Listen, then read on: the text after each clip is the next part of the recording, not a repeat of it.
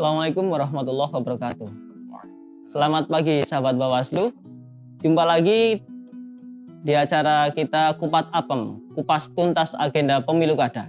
Walaupun di 2021 ini tidak ada agenda pemilu, tetapi di Bawaslu masih ada agenda-agenda penting yang lainnya. Misalkan publikasi daftar informasi publik.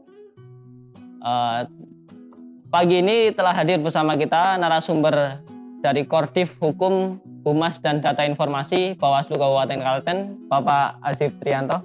Selamat pagi Bapak. Pagi Mas Wawa, sehat selalu. Semangat. Alhamdulillah Bapak. Pagi ini gimana ini Pak? Kabarnya PPKM masih berlanjut terus apa menghambat sesuatu kegiatan di Bawaslu apa enggak Pak? Ya, sebelumnya bismillah, assalamualaikum warahmatullahi wabarakatuh.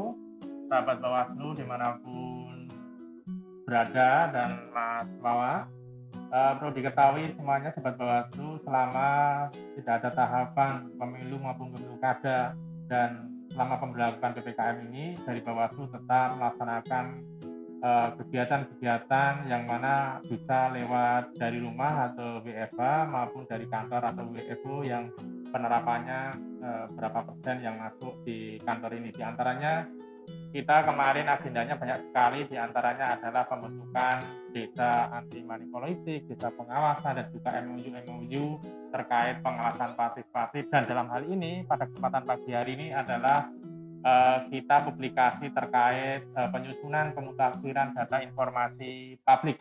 Kemarin sudah disusun oleh teman-teman staf, baik staf data informasi, Datin, dan dari masing-masing staf Kordif.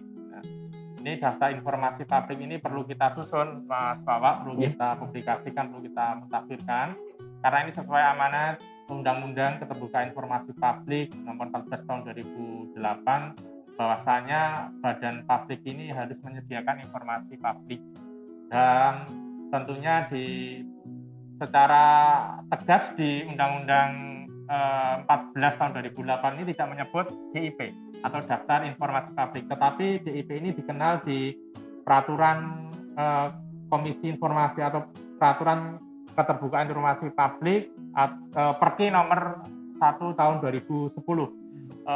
Pasal 1 ini DIP atau daftar informasi publik ini yang dimaksud adalah catatan yang berisi keterangan secara sistematis seluruh informasi publik yang dikuasai oleh badan publik itu sendiri, tidak termasuk yang dikecualikan. Nah, ini salah satu amanat di Undang-Undang Keterbukaan Informasi Publik maupun peraturan Komisi Informasi. Dan juga sebenarnya kalau merunut di undang-undang ini, Bawaslu di kabupaten kota ini sebenarnya belum berkewajiban untuk menyusun dan mempublikasikan daftar informasi publik.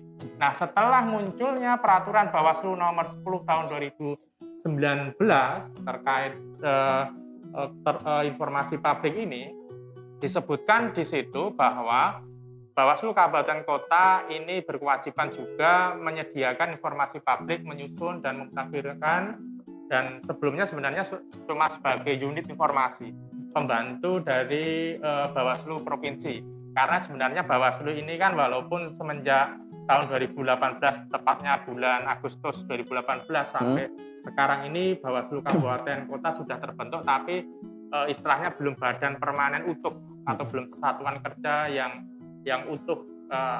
Kalau sudah utuh ada ada sekretaris, kasubag, bagian-bagian dan sebagainya. Nah, ini baru sebagai badan yang utuh, tetapi karena ini amanat juga di Perbawaslu kita, peraturan Bawaslu nomor 10 tahun 2019, maka kemarin kita sama-sama menyusun daftar informasi publik ini untuk dipublikasikan kepada masyarakat tentunya yang membutuhkan informasi terkait kepemiluan maupun kegiatan-kegiatan yang ada di Bawaslu Klaten. Oh, gitu.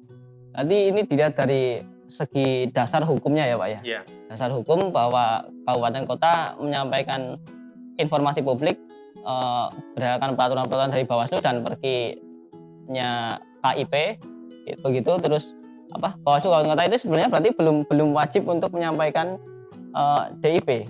Ya, semenjak terbit atau diundangkannya peraturan Bawaslu nomor 10 tahun 2019 ini baru wajib. Oh, Kalau wajib. sebelum Oke. tahun 2009, sebelum muncul Perbawaslu 10 2019 sebenarnya tidak wajib, Oh, begitu. hanya sebagai unit Unit pelayanan informasi atau pembantu di Bawaslu provinsi. Oh iya. Gitu. Dari 2019 ke sini sudah mulai untuk aktif berdiri sendiri begitulah Ya, ibaratnya. 2020, 2021 2 kali kita sudah menyusun DIP itu. Oh gitu. Ini dari segi daftar informasi publik kan berisi data-data informasi yang akan disajikan kepada publik. Nah itu untuk di Bawaslu Kabupaten Klaten sendiri untuk penyusunannya itu bagaimana Bapak? Iya. Untuk di kita di Bawaslu Kabupaten Klaten terkait penyusunan pemutakhiran DIP ini, daftar informasi publik ini, kita teknisnya semacam kita pengumpulan data dari masing-masing Kordif, karena di kita kan ada 5 Kordif, pengawasan, hubungan antar lembaga, kemudian penanganan pelanggaran, kemudian penyelesaian sengketa, kemudian organisasi dan sumber daya manusia, dan juga tentunya Kordif, Hukum, Humas, Data Informasi. Ini yang menggawangi terkait data informasi ini. Kita semacam ada staf penghubung atau staf datin ini. Nah, ini bertugas untuk mengumpulkan data-data informasi yang akan kita masukkan dalam DIP ini, termasuk apakah ini termasuk kategori informasi serta-merta atau berkala atau tersedia setiap saat. Kemudian setelah terkumpul, kita klasifikasi. Ini termasuk jenis informasi apa yang tadi kita sebutkan di depan, termasuk informasi berkalakah atau serta-merta dan sebagainya. Setelah diklasifikasi, kemudian kita plenokan. Setelah kita plenokan, baru kita buat SK tentang daftar informasi publik ini. Baru setelah kita pleno, SK-kan, baru kita publikasikan di website kita BPID, dan ini pada kesempatan pagi hari ini kita publikasikan kepada masyarakat. Begitu.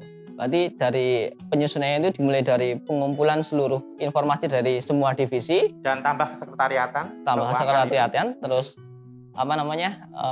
pengklasifikasian itu tadi berkala, dikecualikan serta merta setiap saat, terus terakhir diplenokan dari pihak pimpinan ya Pak ya, atau keseluruhan anggota Bawaslu Kabupaten Klaten.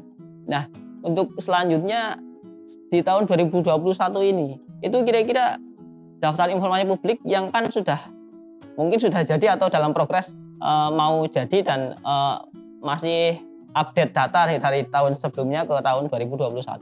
Nah itu dari tenggang waktu 2021 ini sudah ada permohonan untuk informasi publik Bapak? Ya, terkait kita kemarin penyusunan DIP di tahun 2020 itu kita terkumpul sebanyak data informasi yang kita kumpulkan itu 389. Tapi itu kemarin masih banyak data-data dari juga Bawaslu Provinsi. Kemudian kita kemarin review bersama Bawaslu Provinsi mana yang dikuasai kita, yang ada di Kabupaten Klaten. Kemarin ada beberapa informasi yang sudah kita masukkan dalam DIP, dan selama ini kurun waktu 2021 ini sudah ada 2 kali permohonan terkait informasi ini. Kebanyakan mereka adalah mahasiswa-mahasiswa untuk penelitian atau tugas-tugas kuliah. Di antaranya kemarin mahasiswa dari UNSUR dan UNIBA. Nah ini selama 2021 ini sudah 2 kali permohonan informasi yang diajukan oleh masyarakat, dalam hal ini dari kalangan mahasiswa. Begitu. Oh ya, kalau saya dengar kabar dari media lah atau dari itu ada informasi bahwa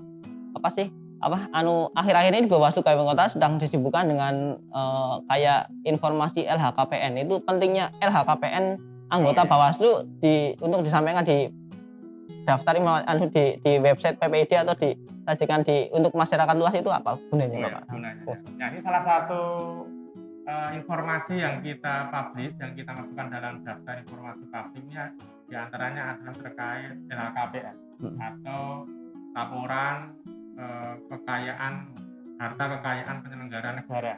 Ini masing-masing pimpinan kemarin sudah entry data di LHKPN KPK itu, kemudian sudah diumumkan, kemudian kita mendapatkan surat dari KPK itu, kemudian kita download, kita publikasikan di website PPID. Ini fungsinya adalah sebagai transparansi kita sebagai penyelenggara negara, dalam hal ini penyelenggara pemilu, dari Rp1 pun harta yang kita peroleh atau uang yang kita peroleh dan sebagainya, ini harus kita transparan, sumbernya dari mana, sah dan tidaknya. Nah, ini antisipasi supaya tidak terjadi penyelewengan atau terjadi korupsi dan sebagainya. Nah, ini diantaranya biar masyarakat tahu, si A, si B ini di anggota Bawaslu ini mendapatkan harta ternyata sumbernya dari misalnya warisan. Nah, paling banyak mungkin warisan, atau mungkin dari